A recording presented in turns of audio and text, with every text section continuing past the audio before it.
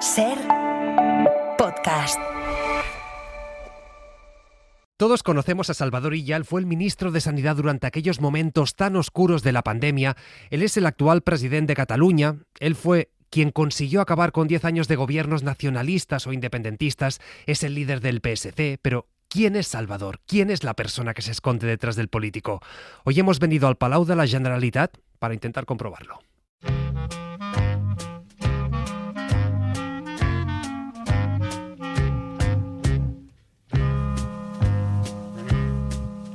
President, ¿cómo estás?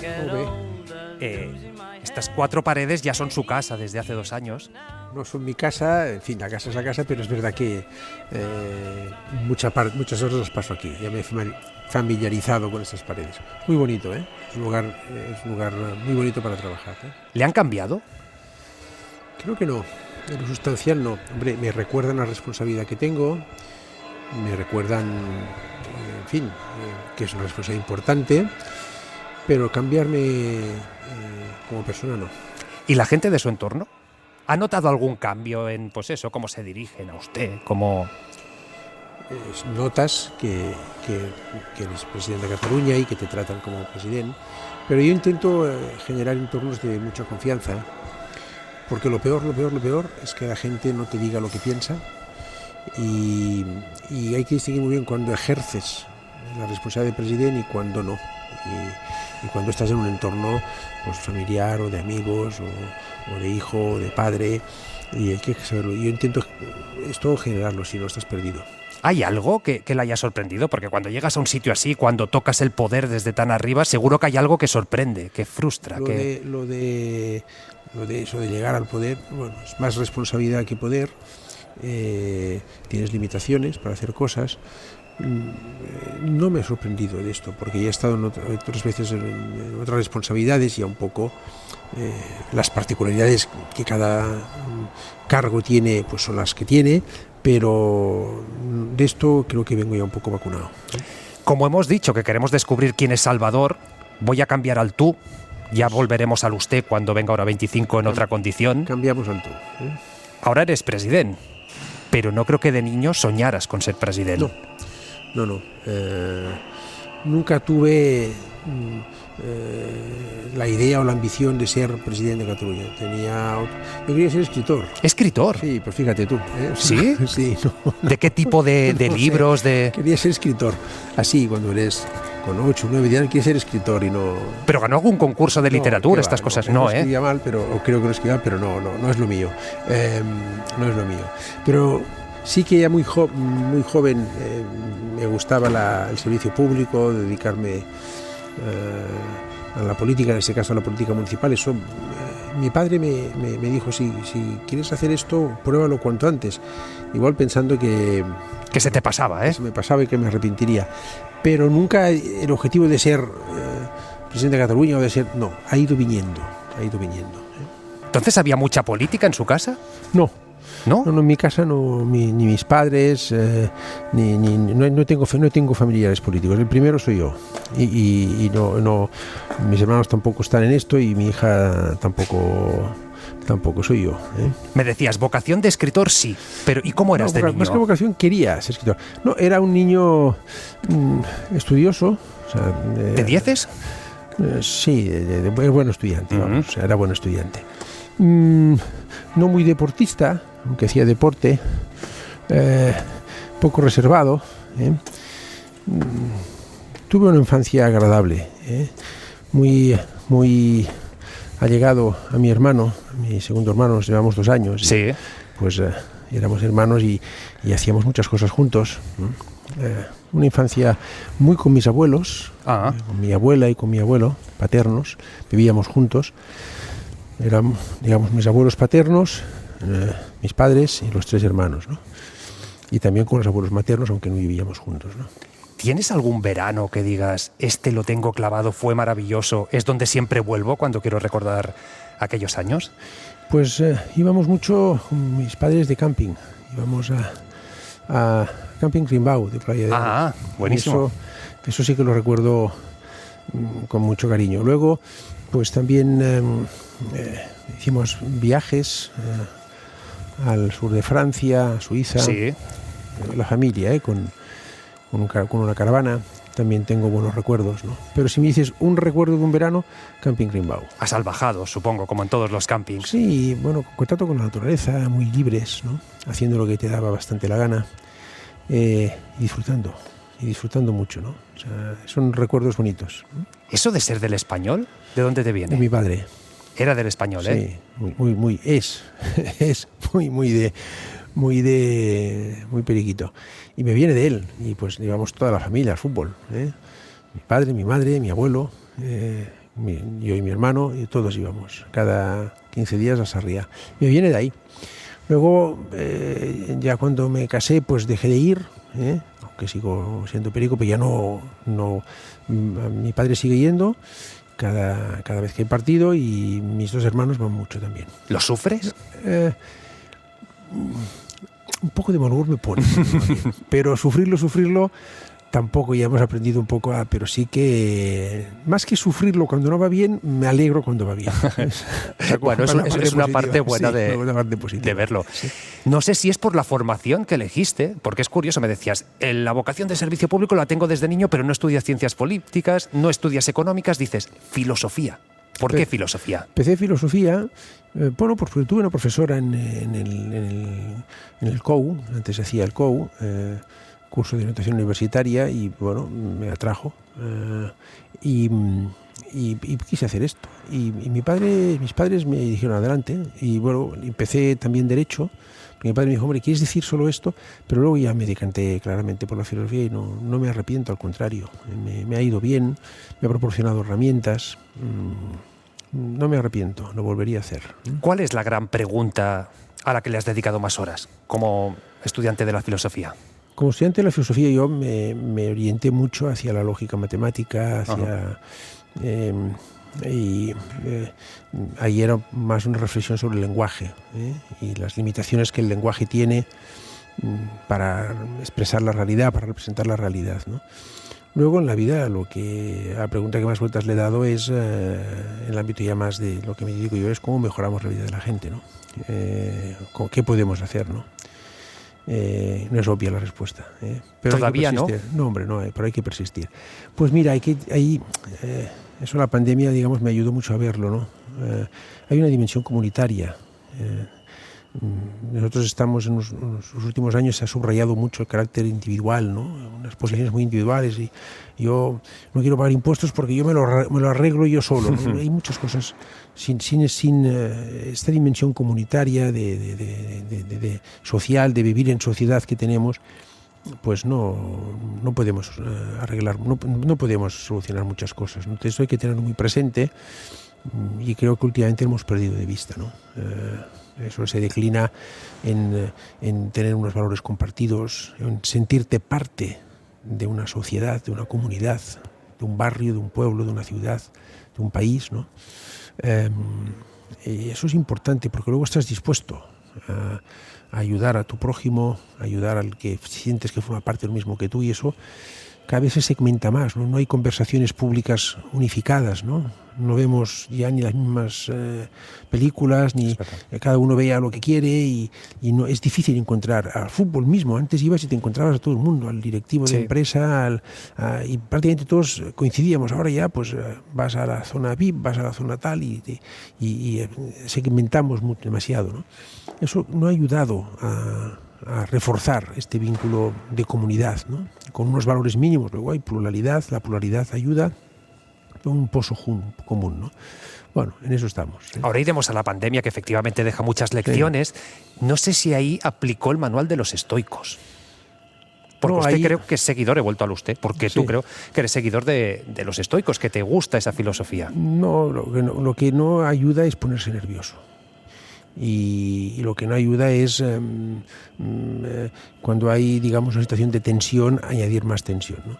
Entonces la pandemia, pues nada, vimos una situación muy complicada, muy incierta, sin manual de funcionamiento previo, y lo que hicimos fue una cosa relativamente sencilla, en cuanto a sencilla, en cuanto al enfoque que había que darle. Yo desde el principio, digamos, vi que había que basarse en la ciencia, por tanto, criterios científicos.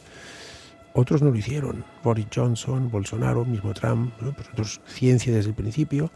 Luego que había que trabajar con lealtad con las comunidades autónomas y que no había que añadir una dosis de enfrentamiento político, que había que tener también una dimensión internacional, por tanto la OMS, las autoridades europeas, o sea, había que estar coordinado en ese sentido, ¿no? Luego que había que ser transparentes, que había que contarle a la gente lo que sabíamos y también lo que no sabíamos. Porque si tú tomas medidas muy drásticas, pues estado de alarma, el confinamiento, la limitación para despedir a tus seres queridos que han perdido la vida, son medidas muy duras, ¿no? Muy duras. En sociedades libres como la nuestra son medidas durísimas, ¿no? Solo consigues que la gente las acepte y las siga si le cuentas a la ciudadanía por qué haces esto, ¿eh? En base a qué haces esto, por lo que sabes y por lo que no sabes, ¿no? Y bueno, esos son los 4 pilares que orientaron los principios. Luego vas declinando, que es lo difícil, claro. Vas declinando en cada momento, pero eso es lo que hicimos, ¿no? Pero sí, un momento fue muy intenso para todos, ¿no? Ahora parece que haya hecho 50 años. Es verdad. Y a veces lo pienso, pero si esto hace 6 años, ¿no? Porque fueron momentos muy duros y por tanto tendemos a olvidarlos y a borrarlos de nuestra cabeza, ¿no? ¿Cuántas horas dormías? No, yo dormía. Alguna noche me costó un poco más, pero yo unas 5 o 6 horas las dormía cada día, ¿eh? Iba a dormir tarde, me levantaba temprano. Sí que al mes y medio, 2 meses, que habíamos organizado un sistema de reporte de datos, sobre las 4 recibía los datos de incidencia acumulada del día, a las 4 de la mañana, y sí que ahí automáticamente me despertaba y miraba y luego a veces podía volver a dormir, a veces no, ¿eh? Pero tuve bastante autodisciplina en respetar que tienes que descansar y tienes que recuperarte, si no durante el día no puedes funcionar, ¿no? Eso lo llevé bastante bien, ¿no? Tuvo que dar vértigo, porque al principio se dijo, bueno, llega un Ministerio María, porque al final Sanidad está transferido a las comunidades, y de repente a los pocos meses que te digan, pandemia mundial. Sí, lo que pasa es que no hay tiempo de reacción. Quiero decir, tampoco tienes mucho tiempo de pensar, o sea, estás ahí. Bueno, yo siempre he intentado asumir las responsabilidades que se me han confiado. Solamente cuando no me he visto capaz, también por criterio de responsabilidad he dicho, oye, esto yo no. Ahí te vas encontrando, tienes que hacerle frente a esto, vas viendo que más o menos vas haciendo lo que puedes y ya está, y vas tirando hacia adelante, ¿no? No tienes mucho tiempo de pensar, no había mucho tiempo para hacer este tipo de reflexiones, ¿no? De ¿qué hago yo aquí? ¿Qué ha pasado? Luego, esto fue posteriori, cuando ya dejé la responsabilidad de ministro de Sanidad y escribí un libro. Ahí sí que fue un revivirlo y fue también a mí me sirvió para procesar emocionalmente muchas cosas que no había podido procesar durante la pandemia. ¿Hay alguna decisión que te atormentó a posteriori de decir, antes me citabas, por ejemplo, fue muy duro no poder despedirse de los familiares? No tiene que ser fácil tomar este tipo de decisiones. ¿Alguna te atormenta todavía? Esta fue quizá la que a posteriori ibas pensando, ¿no? Porque es que es muy complicado. Decirle a personas que, pues no podían estar acompañadas por sus seres queridos, ni podían acompañar las familias, los familiares a las personas pues que perdían la vida. Esto además recaía en el personal médico, sí, que tuvo un coste emocional aquí también importante. Esta fue una medida dura de tomar, muy dura de tomar, ¿no? Hubo muchas otras que no fueron sencillas, cuando endurecimos el estado de alarma, pero esta en particular a mí me ha quedado como una medida que fue difícil de tomar. La tomamos porque nos pareció en aquel momento que si no hacíamos esto, podía la incidencia acumulada progresar mucho más rápidamente y que había que hacerla, y de hecho muchos países también la tomaron, pero fue una medida dura porque la gente necesitamos procesar las cosas emocionalmente, y si tú no ves a tu familiar que se está yendo y no puedes despedirlo, esto cuesta.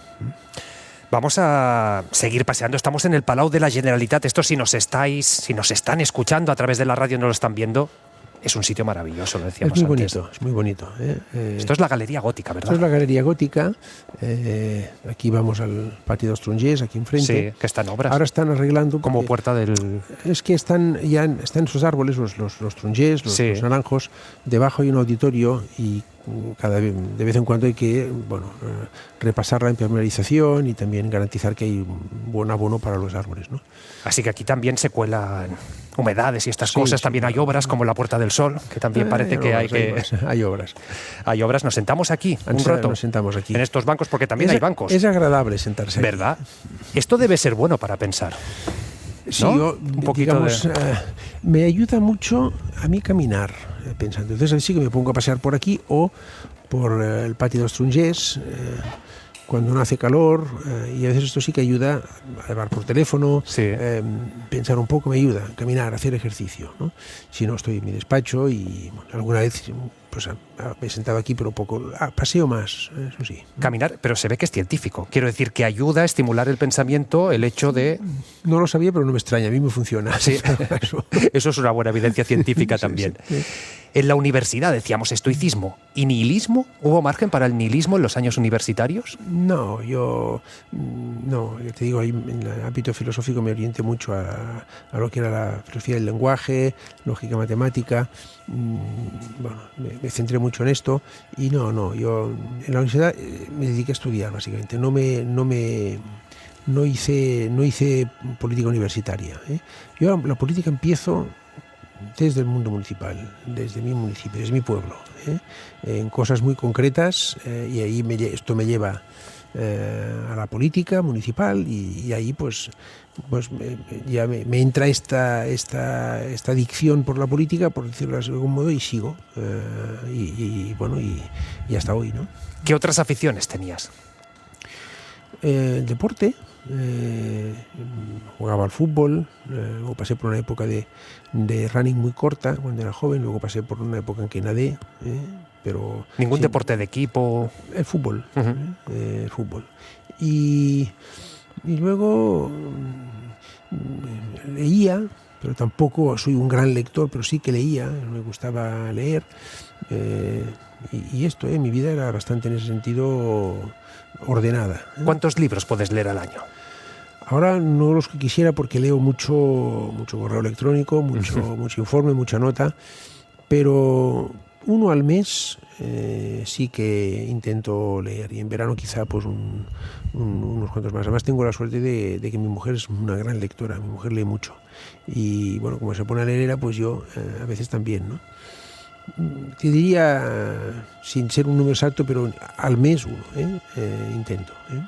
Tengo muchos pendientes y voy haciendo lo que puedo. ¿Y música? ¿Qué encontraríamos en el Spotify de Salvador Illa? Un poco musical. No, ya te voy a decir una cosa que la gente va a quedar sorprendida. A ver. No tengo Spotify. ¿No tienes Spotify? Yo soy muy poco musical.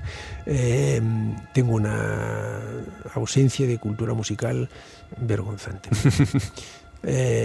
¿Sabes? Voy a conciertos porque mi mujer sí que es muy musical y le gusta mucho, y digamos voy con ella, me lleva a ver a Bruce Springsteen, me lleva a ver, pero hice durante una época con ella, íbamos al Auditori Nacional de Cataluña, que tenían, no sé si lo tienen, unos programas que te abonabas y ibas a conciertos de música clásica, 6 o 7, y hacían previamente al concierto una conferencia. Ah, qué bueno.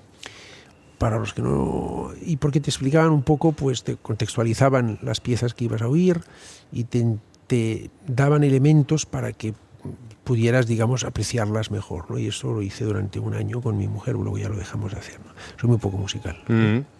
Me citabas tu vocación municipalista, ya no política, municipalista, y visto desde fuera puede dar la sensación de que a lo mejor es más gratificante ser alcalde de la Roca del Vallès que ser ministro, que ser presidente, a efectos de cómo puedes cambiar la vida de la gente. Lo ves más directamente. Por eso ese es el atractivo del mundo municipal. Primero, que que eres el vértice de una administración y por tanto aprendes mucho a tomar decisiones, ¿no? Y segundo, que ves muy directamente el resultado. Pues si haces una piscina, ves la piscina hecha y lo puedes hacer en una legislatura. Si arreglas una calle, ves la calle arreglada. Si un vecino que tenía una dificultad social y no... Y en la mayoría de municipios la gente va directamente al responsable político, va directamente al alcalde y al alcalde de un municipio de menos de 10.000 habitantes, luego ahora tenemos que tener 11.000 o así, y por lo tanto el trato es muy directo. Entonces es muy intenso, pero ves cuando va bien, que las cosas se hacen, y ves cuando no salen las cosas también, luego claro, te pones presión, ¿no? La proximidad lo hace muy... que puedes ver muy directamente el resultado bueno o no bueno de lo que tú haces, ¿no? Y luego también, al haber mucha proximidad, hace que el ciudadano valore mucho más lo que hace, en el sentido de que ve la coherencia entre lo que dices y cómo vives. O sea, es muy difícil en un municipio de habitantes que la gente sabe el alcalde, dónde es, quién es, la familia, qué hace, qué hijos tiene. Eso da mucha credibilidad, o no, pero muy mayoritariamente da mucha credibilidad a lo que haces. Es un nivel de la administración muy relevante, mucho más de lo que nos pensamos, y es una gran escuela de política. Yo, si alguna cosa tengo buena, me viene de ahí, estoy seguro. Eres un alcalde haciendo de presidente. Son escalas distintas. A veces hemos tenido casos de personas que han sido grandes alcaldes que no han, cuando han tenido una responsabilidad de otro nivel, pues no se han encontrado cómodos. Soy un presidente que ha sido alcalde y que ha aprendido lo básico de la política, o ve la política con lo que aprendió siendo alcalde. La política de la proximidad, de decir la verdad, de solucionar problemas, de no engañar a la gente, decirle esto lo podemos hacer, esto no lo podemos hacer, esto lo podemos intentar hacer pero tardaremos tanto tiempo, ¿no? Esto sí, yo tengo muy presente mi época, y muchas cosas me vienen de esta época, de lo que aprendí en esta época. ¿Qué te ha dado y qué te ha quitado? ¿La política o la alcaldía? La política. Bueno, llevar a la práctica mi vocación. No es que yo dijera con 19 años voy a hacer esto, pero me fui encontrando y me he ido sintiendo realizado y es lo que quiero hacer. Por tanto, yo estoy feliz de hacer lo que hago. No me gusta esto. O sea, siento que esto es lo que quiero hacer, ¿no? Luego, como toda vocación, y en este caso yo la ejerzo profesionalmente, pues tiene sus cosas buenas y sus cosas menos buenas, ¿no? ¿La peor? El impacto sobre la familia. No tanto por los horarios de trabajo, que también, porque la gente, pues si la gente siguiera, cualquier alcalde de Cataluña o de España, le siguiera una semana entera, dejarían de decir muchas cosas de las que dicen. A cualquiera, de cualquier partido político. Es muy intenso, muy intenso. Entonces, no tanto por eso, que también, sino porque muchas veces en la refriega política, que últimamente ha subido excesivamente de tono, pues tu familia lo sufre innecesariamente, ¿no? Y merecidamente, ¿no? Y esto es quizá al menos a mí me ha resultado lo más difícil. Luego lo demás, pues no, porque hago lo que quiero hacer. ¿Alguna vez te han dicho déjalo? Tengo la inmensa suerte de que mi entorno familiar, mi mujer, especialmente, pero también mis padres, saben que esto es lo que yo quiero hacer. Y saben que sin esto probablemente no sería yo mismo. Y entonces, hombre, hemos tenido momentos de reflexión, de decir hacia dónde vamos, pero no he sentido muy acompañado en esto. Tú, a nivel personal, las críticas, no la crítica política que es legítima, sino el ataque personal, a veces furibundo, que vemos en redes, que seguro que alguna vez has sufrido por la calle, pienso en la pandemia. Sí, algún momento de cabreo tienes, pero lo obvio, no viviríamos. O sea, es más una manifestación de impotencia de la gente que reacciona así, porque te llega más y te hace reflexionar más, o menos a mí, la crítica educada, pausada, serena,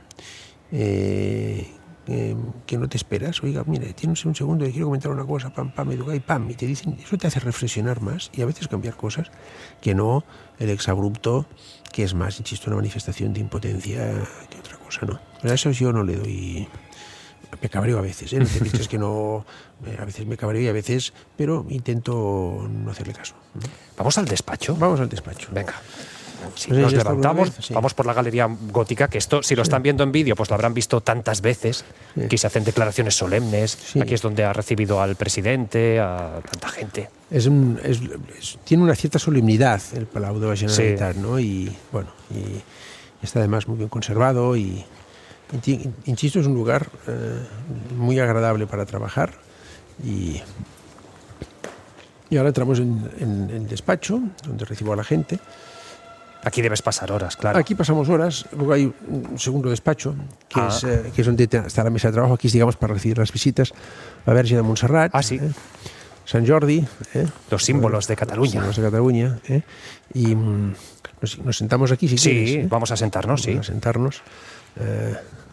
Mira, te puedes sentar aquí o te puedes... Venga, vamos a dejar ¿Ves? A mí aquí, vamos con un trasto para que se escuche bien todo lo que hacemos y decimos. A mí me han dejado aquí un té. Pero ¿tú quieres que te traigan algo? No, yo estoy bien, pero sí, yo encantado. Supongo que- Hay que desayunar Sí, también. no, yo es que bebo mucho té durante el día. Así, A veces ¿eh? demasiado, sí. ¿Y café no? No, Nada. lo dejé. ¿Así?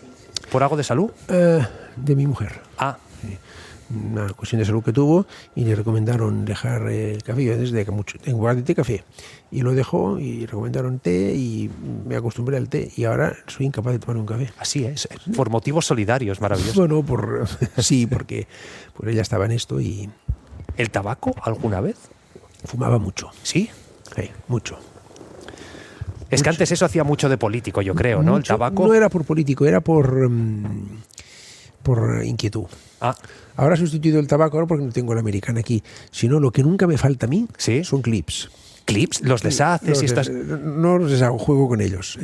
Yo eso lo hago mucho. Una vez, Sí. cuando hacía las ruedas de prensa ministro de Sanidad, Ah.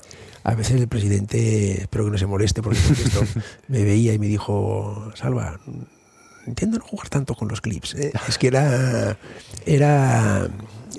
digamos, es instintivo. Entonces fumaba mucho, más de 2 paquetes al día. Uf. Lo dejé Un ministro de Sanidad fumando cuando era joven. cuando era joven 2 paquetes al Lo día. dejé porque me di cuenta que no gobernaba yo esto, sino que no podía. Entonces me asusté y lo dejé. Estuve unos 20 años sin fumar y luego volví a empezar. Ese tonto de bueno, un día. Ese tonto. Un día a finales de agosto empecé con un purito. Vaya. Para celebrar una fiesta familiar y volví. Y me di cuenta que no podía regular esto, o sea, que no podía decir, bueno, pues 2 cigarros al día. Luego llega la excusa de pero hoy es domingo. Y no, pero yo es que enseguida me puse ya otra vez a fumar mucho y demasiado. Entonces lo volví a dejar. Entonces ya sí que por otra vez un momento de tensión volví. Y luego ya antes de ser ministro, a Providencia, Fíjate. pues lo dejé. Qué bueno. Y ya no he vuelto más. Lo dejé pues en el 2019, que hubo 2 campañas electorales, Ah, sí. las 2, y entonces yo pensé, bueno, aquí 3, las generales, municipales, y se repitieron las generales, 3, y pensé, como no lo dejes antes de las elecciones, de la primera campaña que hubo, vas a acabar mal. El la vorágine es imposible. Vas a acabar mal. Sí. Entonces, lo dejé, volví a recuperar el deporte, el correr, y desde entonces ya no he vuelto a fumar, ni voy a volver a fumar más. Fumar, ¿no? Lo de los clips, yo también juego mucho con los bolígrafos, con los clips, con lo que tengo a mano, y mi equipo me dijo lo que a ti te decía el presidente, que es deja de jugar con esto. Y una vez en el programa llamamos a una psicóloga y dijo, no dejes de hacerlo. Es el cerebro que está buscando vías para mantener siempre una atención. Sí, yo es que, y si no es esto, a veces con un bolígrafo, pero vamos, es muy práctico los clips. Sí, se ve que sirve para mantener la atención, porque si no el cerebro se aburre si está mucho rato manteniendo una atención muy potente y necesita vías de escape, me dijo a mí esta psicóloga. Pues mira, ya tenemos... Entonces, una sí, los clips. Citabas al presidente. ¿Lo consideras tu amigo? Sí. Sí, sí. ¿Qué tipo de amigo es? Pues es un buen amigo y es una persona a la que admiro. En la pandemia vi cómo era, una persona previsible, prociencia,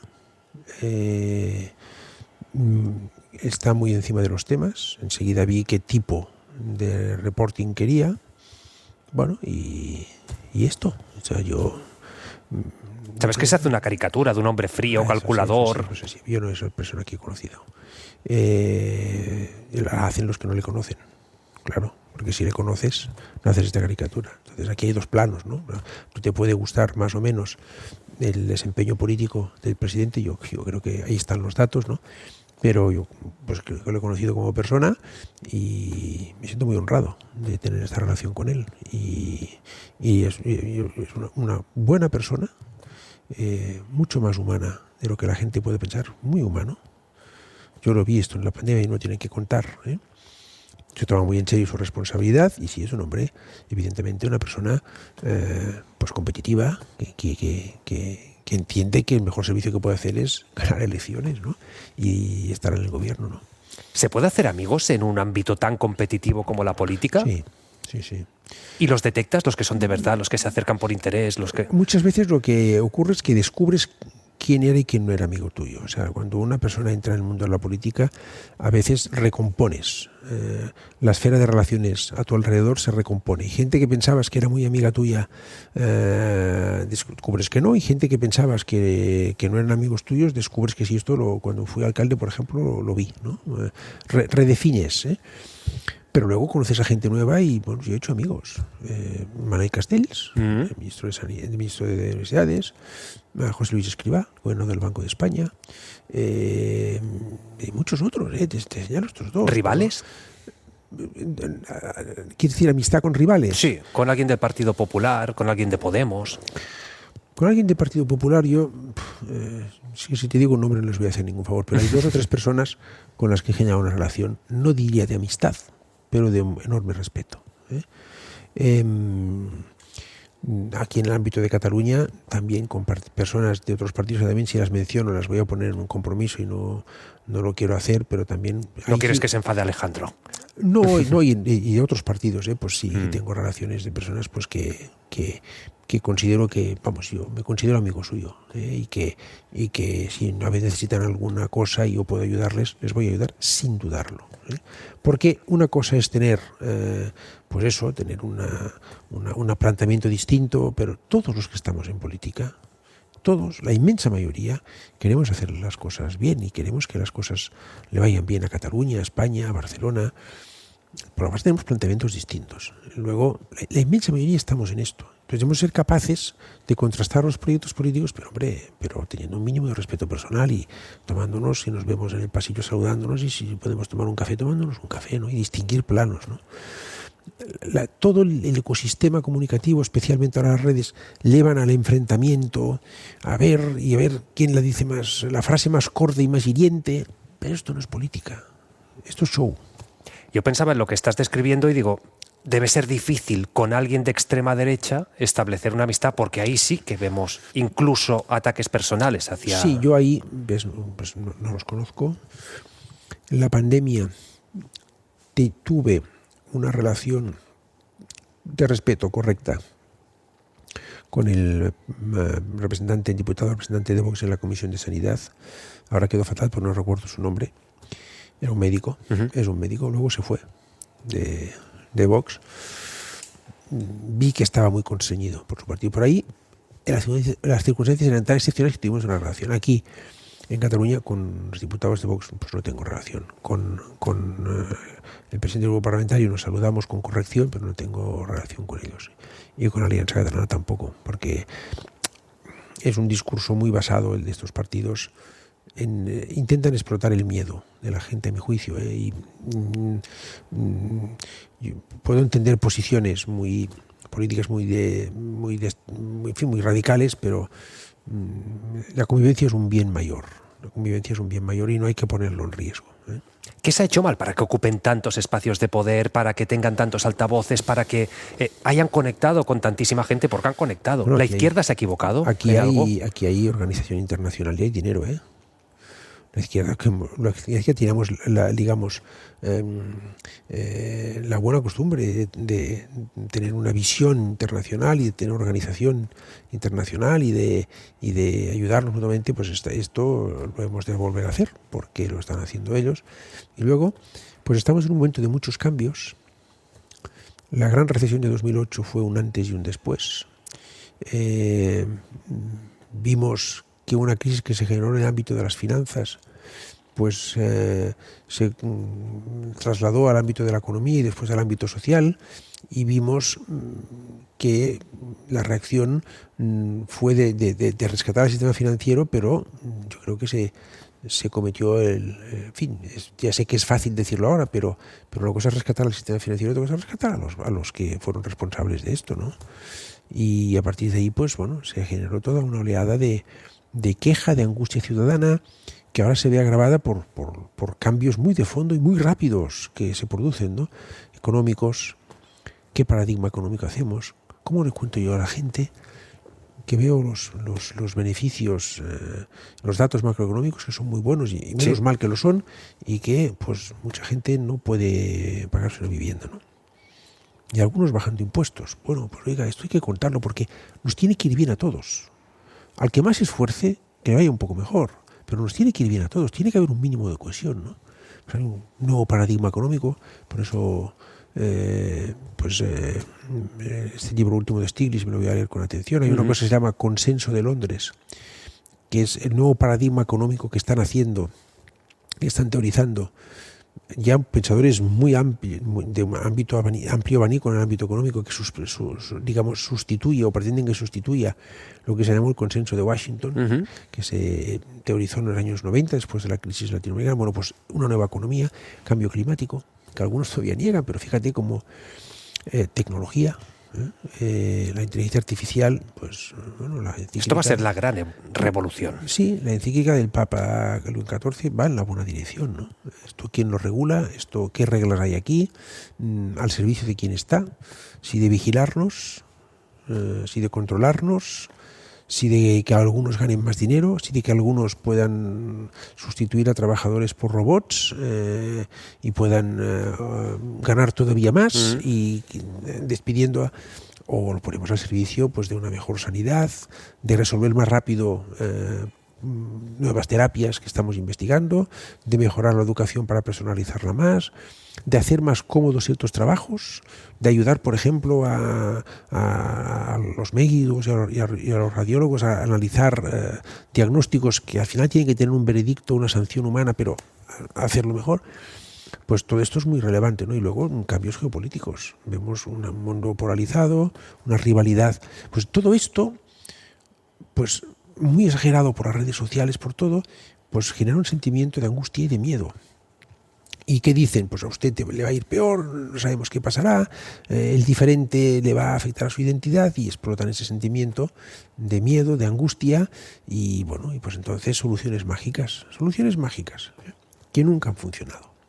Y que cuando se están poniendo a prueba tampoco funcionan, ¿no? Y en cambio, yo creo que hemos de explicar que hay estos riesgos, pero también hay oportunidades, muchas oportunidades. Y que pues bueno, hay mucha gente que ha abandonado la pobreza estos últimos 30 años y que pues si mi abuelo le hubiera pasado lo que le ha pasado ahora a mi suegra, que tuvo un problema médico, pues mi abuelo en los años 80 no hubiera podido superarlo, y hoy la han curado magníficamente, ¿no? Y esto es gracias al avance de la ciencia, ¿no? Que pudimos en un año tener vacunas y resolver, encauzar el tema de la pandemia. O sea, hay muchas oportunidades también, ¿no? Y hay un sentimiento de esperanza. Lo que se trata es de enfocar esto al servicio del interés general, del bien común, ¿no? Y luego yo creo, voy a decir una cosa que no sé si, en fin, creo que tampoco muchas veces tenemos conciencia de dónde vivimos.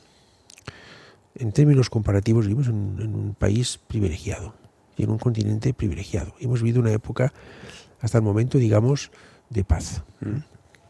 Y esto no es tan obvio que sea así, en todas partes, ¿no? Y esto también hemos de decirlo. Oiga, esto hay que... No, dices mantenerlo, no, y expandirlo. No, y expandirlo, porque esto no lo pueden tener en los países de la otra ribera del Mediterráneo, porque esto, nuestro modelo de Es que vida, ahora que hablamos tanto de inmigración... porque no lo pueden tener ellos y porque no les podemos ayudar a desarrollar sin arrogancia, sin decirles, toma nota que te digo que hay que hacer, porque cada uno tiene su tradición, pero ¿por qué no podemos expandir esto? Si en el mundo hay recursos para todo. Si en el mundo podemos, ¿por qué no intentamos? Bueno, alguno te dirá, esto es utópico, esto es... bueno, pues yo creo que hay que tener utopías y hay que tener, digamos, finalidades, objetivos ambiciosos y eso es lo que hay que hacer. Entonces, en eso estamos. La gente que solo se fija en los riesgos, que intenta instrumentalizarlos para dar miedo, bueno, pues va aquí. ¿Qué hemos de hacer? Explicar la verdad a la gente, decirle lo que podemos hacer y lo que no podemos hacer, que hay cosas que pues no se pueden hacer ni se deben hacer y otras que tardan más tiempo, y sobre todo fortalecer la credibilidad de las instituciones, ¿no? Esto es lo que vamos a hacer. Ahora milagros no haremos. Me estás haciendo un planteamiento estratégico casi a largo de lo que sería una acción de los gobiernos, porque esto no lo puede hacer solo un gobierno, pero claro, estamos en un despacho al que tú llegaste. La primera vez que entras aquí como presidente, ¿qué es lo primero que se hace? Pues mira, la primera vez que entré como presidente, sí, yo creo que sí, fue antes de hecho, o previamente, porque es cuando tomé posesión del cargo, pues me recibió aquí el presidente Aragonés. Estuvimos aquí unos minutos y fuimos a la toma de posesión. Y después, cuando acabé la toma de posesión, que fue un sábado, creo que fue el 10 de agosto, del año 2024, pues vine aquí, pues tuve un momento con mi familia, y luego ya me puse a trabajar. Firmar decretos, ¿eh? No, a trabajar para hacer el gobierno. Porque esto era un sábado y tomaban posesión los miembros de los consellers y conselleras, habíamos previsto que tomaran posesión el lunes, y entonces estuve todo el sábado por la tarde, comí aquí, y estuve todo el sábado por la tarde y el domingo por la mañana, pues... Esto es un poco seleccionador nacional, ¿no? Empiezas a pensar nombres... Tenía algo pensado. Familias, presiones, debes tener un montón de federaciones... No, tenía algo pensado, pero tampoco puedes anticipar. Entonces, tienes que, digamos, pensado estaba, pero luego tienes que ejecutarlo. Tienes que lamar y pues algunos te dicen que sí, algunos te dicen, oye, bueno, esto es lo primero. Y luego ya, pues, arrancar. También es verdad que cuando llegas a una institución como el Govern de la Generalitat, pues aquí hay un histórico de funcionamiento, o sea, te lleva. Es como tú cuando empiezas un programa y hay un histórico del programa, pues le pones tu acento, le pones, claro, pero ya no empiezas de cero, no creamos de cero, ¿no? Y eso te tienes como te van llevando, ¿no? Luego vas tú también poniéndole tu parte, ¿no? Haces tu aportación, ¿no? 3 años antes te pasó una cosa curiosa, que es que pasas de ministro de Sanidad a candidato, das la vuelta a las encuestas, el PSC gana las elecciones, pero no gobiernas. ¿Fue una victoria amarga o una victoria dulce? No, fue una victoria que no me permitió llegar a la presidencia. Nunca dije que el gobierno no fuera legítimo, lo respeté. Cuando le rompieron el gobierno al presidente Aragonés, le aprobé los presupuestos. Y mi lema, mi leitmotiv en esta época fue: una buena oposición ayuda a hacer un buen gobierno, que es una frase de un alcalde de Vic que se llamaba Cinto Codina, de Unión Democrática, con el que conocí, fue el mentor del conseller Espadaler, y él me recordó esta frase, y es muy cierta. Entonces intenté hacer esto, política útil, generar alternativa, y pensé que tenía la oportunidad de prepararme durante 4 años, que al final fueron 3, para poder tener más argumentos para convencer a los ciudadanos de Cataluña de que podía ser una opción para dirigir el país y por tanto podía trabajar temas, tener propuestas preparadas, conocer mejor Cataluña, y hice esto. Y organicé un gobierno alternativo, y en lo que pude ayudar al presidente Aragonés desde un planteamiento político distinto, pero intentando ser constructivo. Eso es lo que hice. No te creas que tuve un sentimiento de una reacción de resentimiento. No. Él consiguió los apoyos parlamentarios, yo no los pude conseguir. Entonces esto es la democracia, ¿no? Después hizo la lectura de que tu investidura es el punto y final del procés, en tanto que la consigues ganando las elecciones y con el apoyo de Esquerra Republicana, un partido que apoyó el referéndum. Es una etapa nueva. Nunca empiezas de cero. El adanismo político es una etapa nueva, con sus características. Yo de hecho dije, yo quiero una etapa nueva, y yo agradezco mucho que cada uno desde su punto de vista, pues algunos partidos hayan entendido esto y también hayan hecho política útil, y bueno, y busquemos puntos de acuerdo. Es que esto es la política, la pluralidad de la sociedad es la que es. Entonces con esto hemos de jugar, ¿no? Es querer arrinconar al adversario, hacerlo desaparecer, verlo como enemigo más que como adversario. Si son conciudadanos tuyos, si son personas que tienen un punto de vista distinto, entonces, bueno, la democracia es que escojan a aquel que creen que puede dirigir mejor el país en ese momento determinado y llegar a acuerdos, ¿no? Yo lo hice, me sentí legitimado para pedírselo a ellos y ellos lo han hecho, y creo que el país va avanzando y esto no empieza ni acaba aquí. Quiero decir, ya veremos cómo va evolucionando y veremos, y los ciudadanos al final tendrán siempre la última palabra, ¿no? Has tenido momentos complicados en lo político en esta legislatura, pero sobre todo personal. Esas 2 semanas que una infección ósea te apartó de la actividad, estuviste ingresado. ¿Tuviste miedo? Miedo no. Mucha sorpresa. Yo no había estado nunca en un hospital de paciente, digo, nunca. Entonces, es que más fue un enorme sentimiento de sorpresa porque me encontraba muy bien. El viernes anterior me encontraba muy bien, de forma, de ánimo. Tenía previsto correr una media maratón de Granollers el domingo, estaba en forma, había preparado bien. Estaba en forma bien. O sea, el sábado tenía un acto en Ascó, y entonces me levanté y me dolió, pero pensé, bueno, esto es una cosa muscular desde ayer y ya te pasará, y fui viendo que me iba más, y entonces asustarme no, pero pensé, es algo, digamos, muscular, que a la que encuentren exactamente qué es, ya está, o sea, estarás bien y mañana te irás a correr, ¿no? Y luego vi que no, y luego sí que pensé, bueno, vaya lío monto todo. Y luego sí que vi a los médicos al principio preocupados, más preocupados. Y yo luego en el hospital, como me habían quitado el dolor, no estaba aliviado más que preocupado. Pero ellos vi preocupados. Y bueno, no, miedo no tuve. Luego sí que cuando me dijeron 15 días pensé, bueno, ¿esto qué es, no? Pero bueno, hice lo que me dijeron y estoy muy agradecido además del Hospital Vallebrón, de la sanidad pública, vamos, muy bien. Y fueron en total 4 semanas. Dos hospitalizado y 2 en casa. ¿Eres buen paciente? Creo que sí. O sea, no, creo que sí. Vamos, nadie me dijo... ¿No te quejas más de la cuenta? No, creo que no. No soy de quejarme, no. Me leí bastantes libros, seguí lo que pude seguir, pero también tuve muy claro que o estás o no estás. Entonces, cuando estás de baja y tienes que delegar la responsabilidad en quién puede estar, porque al final el matiz es importante, la reunión personal es importante, lo que te cuentan en concreto es importante, por tanto, bueno, fue una etapa que tienes que asumir, pues eso, la vulnerabilidad que tenemos, que a veces nos pensamos que no nos llegará nunca, y asumir que te puede llegar y que tienes que hacer lo que te dicen. Y gracias que tenemos un sistema sanitario que te dice lo que tienes que hacer y que te lo resuelve. Yo me he quedado completamente recuperado gracias a ellos, ¿no? Como persona creyente, ¿en aquellos momentos hablas más con Dios de lo habitual?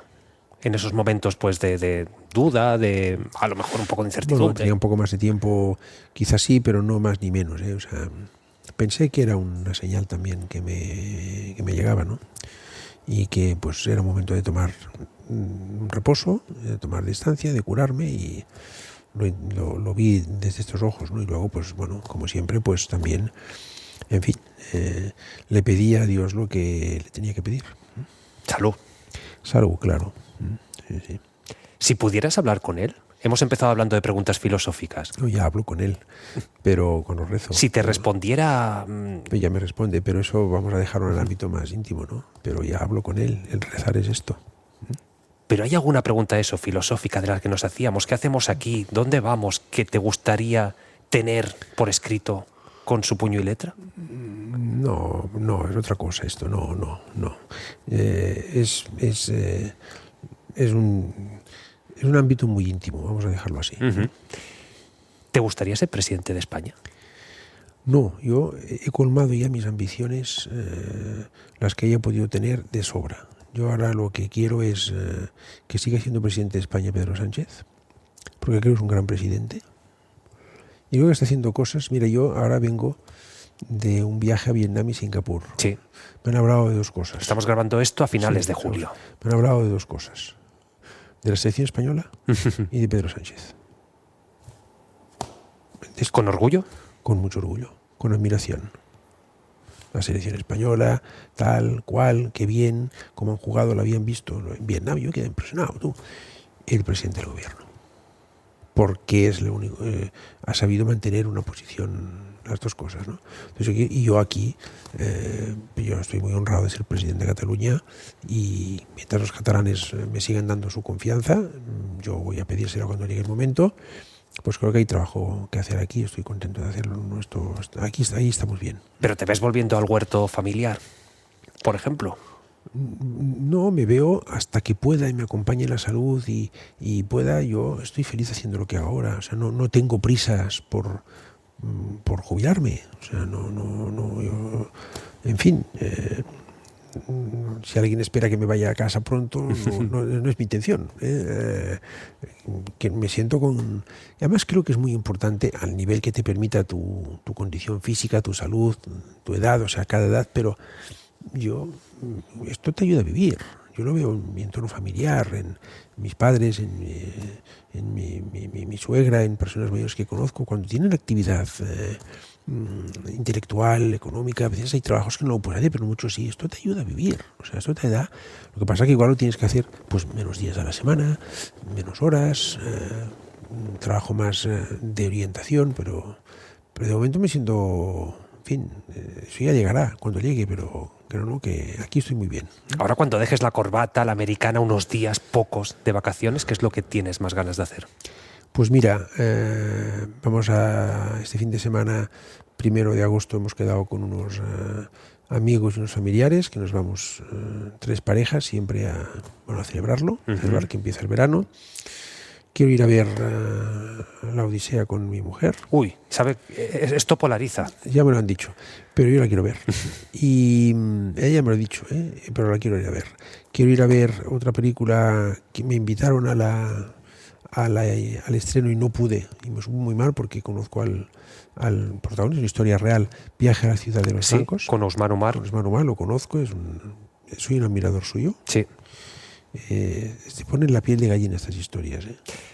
Y mira, vamos a avanzar, que en Hora 25 este verano Ousmane Oumar nos ha concedido una entrevista muy larga de las que ponen los pelos de punta. Sí. La ponen de punta, es que es... piensas, y yo me quejo. ¿Y qué he hecho yo? O sea, es gente que se ha jugado literalmente la vida. Con 13 años. Con 13 años, ¿no? Y bueno, pues quiero ir a ver la película, que me han dicho que es muy buena y que es muy, además, muy emocionante. Quiero ir con mi mujer. Luego tomar unos días de descanso. A mitad de agosto el eclipse. Ahí sí, 12 de agosto. Yo, 11 y 12, yo estaré a 11 y 12 pendiente del eclipse, porque realizamos cosas más pedagógicas, y luego miro unos días de viaje y el 24 de agosto otra vez aquí. Pero ahora necesitamos descansar un poco. Pues a disfrutar del descanso, presidente Salvador Illa. Gracias por estar en Hora 25, en este Políticos en Bermudas, y a disfrutar de todo esto. Muchas gracias, ha sido un placer. Buen verano a todo el mundo. Para no perderte ningún episodio, síguenos en la aplicación o la web de la SER, Podium Podcast o tu plataforma de audio favorita.